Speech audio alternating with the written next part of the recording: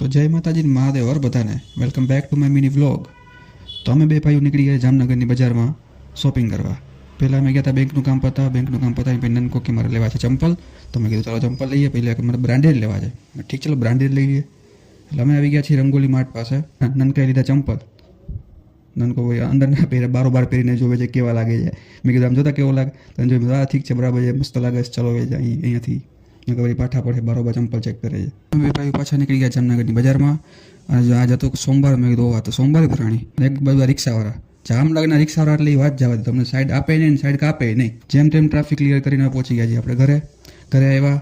તો અમારા તીથુભાઈ કે અમારે પતંગ ઉપર વહી ગયો છે એટલે મેં ઉપર ગયો જોવા માટે. મેં પતંગ તો કંઈ દેખાતો જ નથી મને. મારું નામ હજુ પોતે ઉપર જાય છે જોવા માટે. એને મળતો નથી. જેમ તેમ ફાફા મારી પછી પારીએ ઊભો રહી ગયા. ઘણો વેઇટ કરીને આપણે ઉતરી ગયા નીચે, કેમ કે બીજા પતંગ કોઈ ઉડતા નહોતા. તો આ હતો આજનો મારો ન્યૂ વ્લોગ. ફરી મળશું એક નવા વ્લોગ સાથે, નવી મસ્તી સાથે.